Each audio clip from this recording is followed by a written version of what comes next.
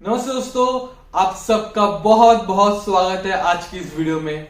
आज से अगले कुछ वीडियोस के लिए हम लोग डिकोड करेंगे कि कैसे इंडियन ओटीटी स्पेस का एक जाइंट डिज्नी प्लस हॉटस्टार का राइज हुआ एंड कैसे अब वो एक नए अपराइजिंग जाइंट जियो सिनेमा के अगेंस्ट इंडियन ओटीटी स्पेस की जंग हार रहा है।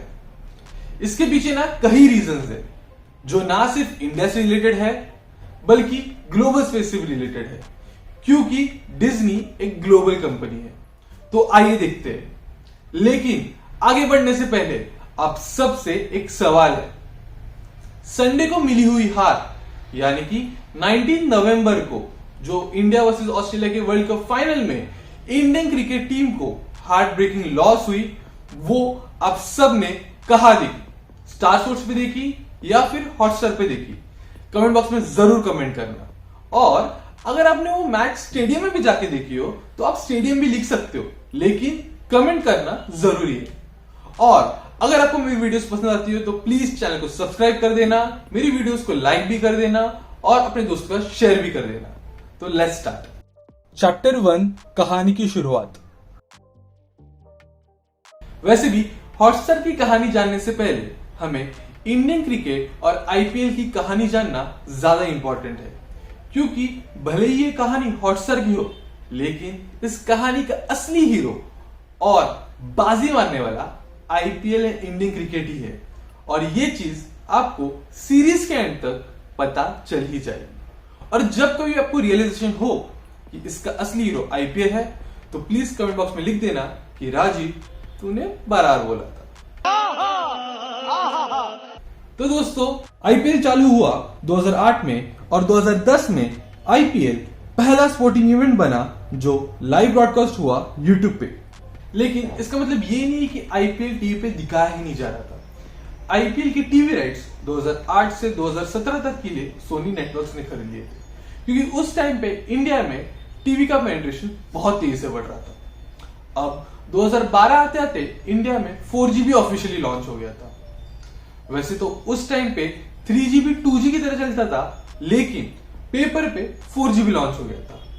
खैर छोड़ो, हमें क्या।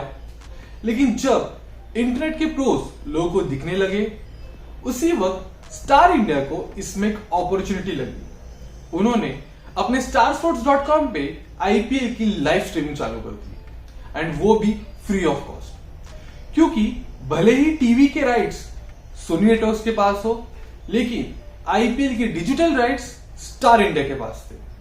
आपको ये आइकॉनिक एड तो याद ही होगी।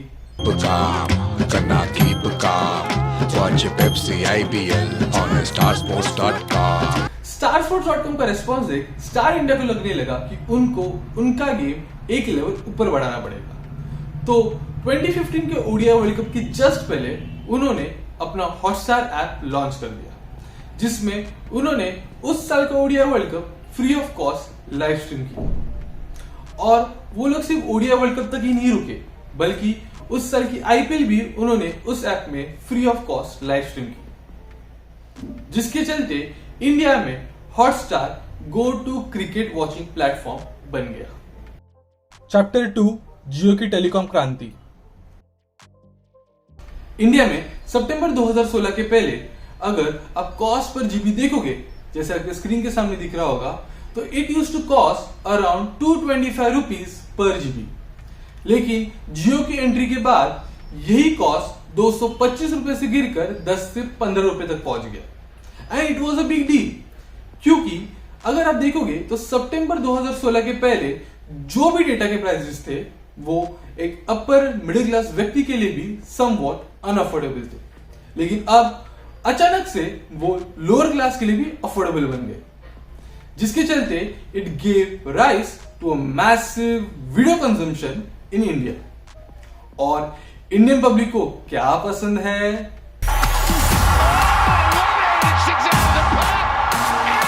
तो इसके चलते हॉटस्टार के डाउनलोड्स एंड व्यूअरशिप दोनों में चार चांद लग गए। इन्हीं सब डेवलपमेंट्स को देख हॉटस्टार को अब एक पिवट करना था। उसको चाहिए था कि उनके कंज्यूमर्स ना सिर्फ ऐड देख के फ्री में कंटेंट कंज्यूम करें, बल्कि एक सब्सक्रिप्शन प्लान भी ले। इसलिए उन्होंने एक एड सपोर्टेड प्लान एंड एक प्रीमियम सब्सक्रिप्शन प्लान इंट्रोड्यूस किया। दो उनको इतना कुछ सक्सेस मिला नहीं क्योंकि subscription percentage remain in low single digits. Chapter 3 Disney का ड्रीम रन। जो पैंडेमिक के पहले का फेज था ना, वो डिज्नी के लिए ड्रीम रन था।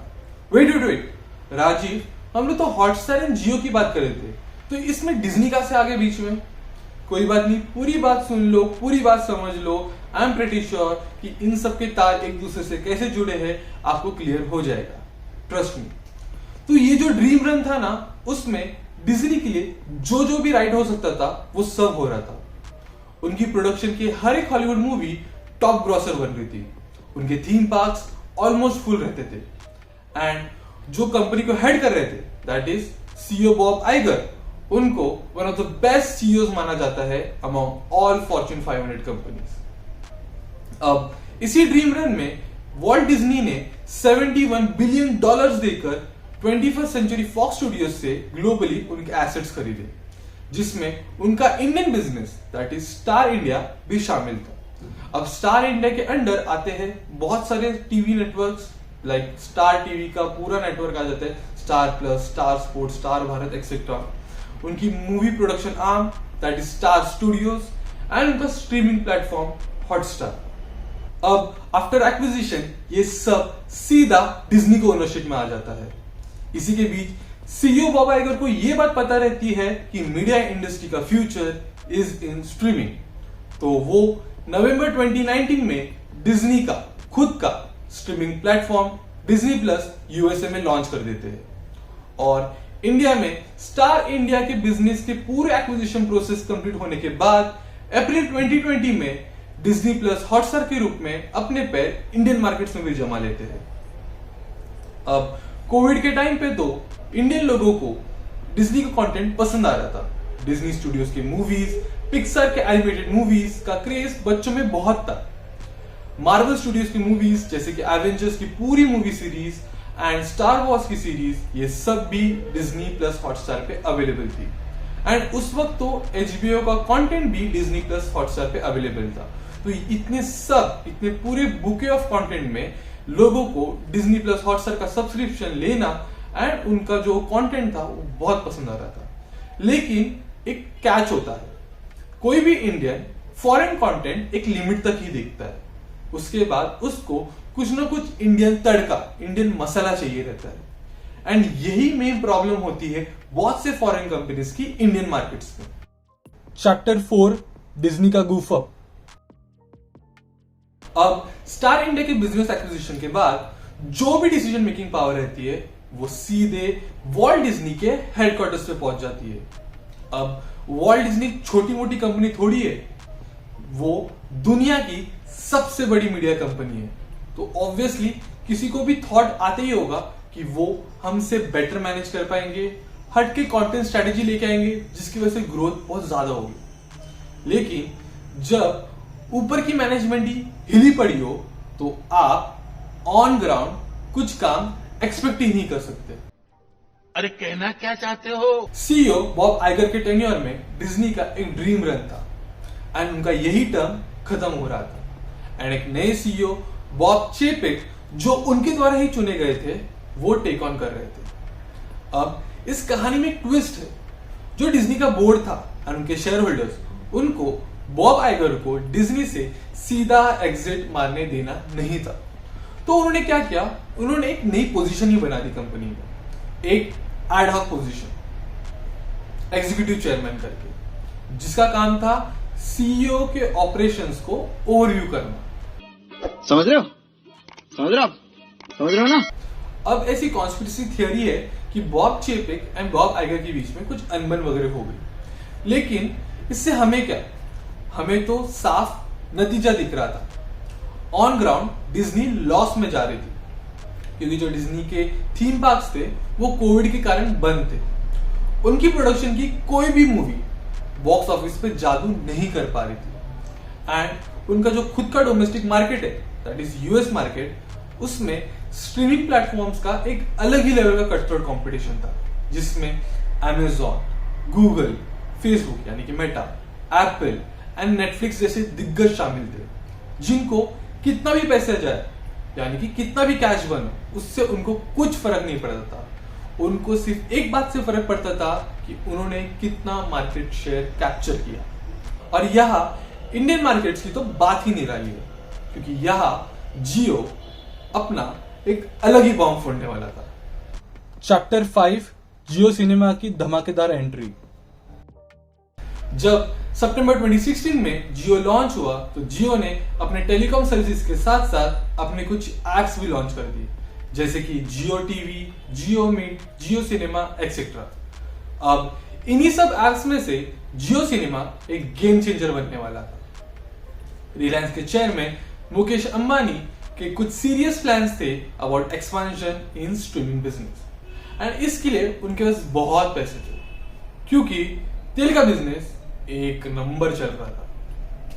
इसी के चलते वो एक एक कर वेरियस मीडिया राइट्स खरीदने के दौड़ में लग गए।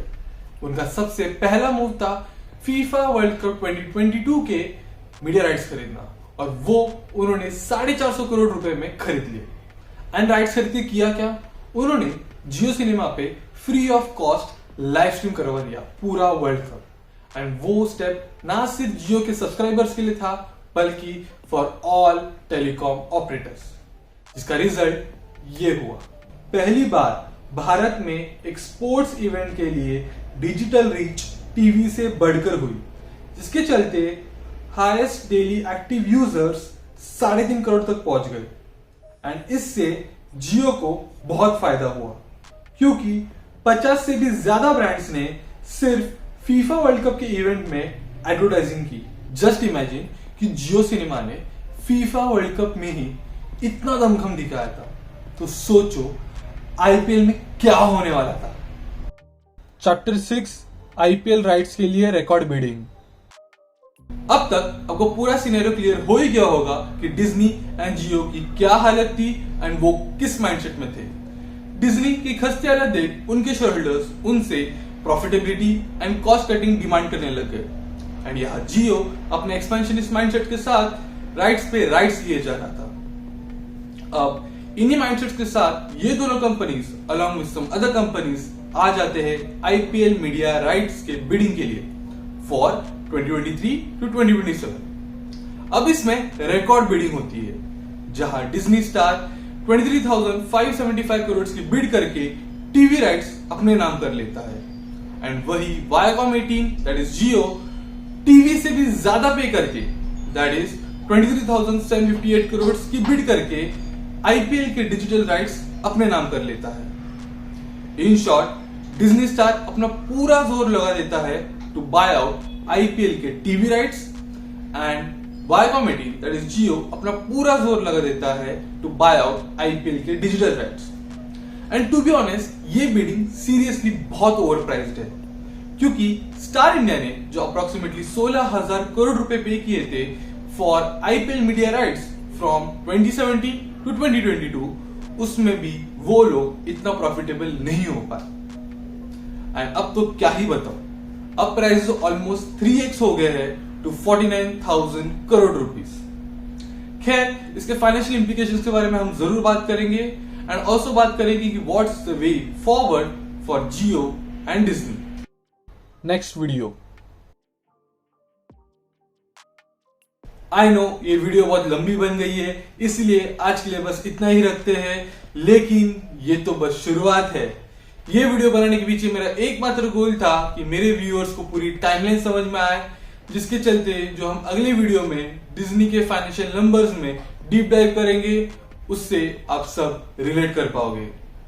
एंड जो हमें लगता है कि इंडियन मार्केट बहुत लुक्रेटिव है, वो एक्चुअल में कितना लुक्रेटिव है वो आपको अगले वीडियो में जरूर पता चल जाएगा। तब तक के लिए अपना ख्याल रखिए, खुश रहिए, मिलते हैं बहुत जल्द। नमस्ते।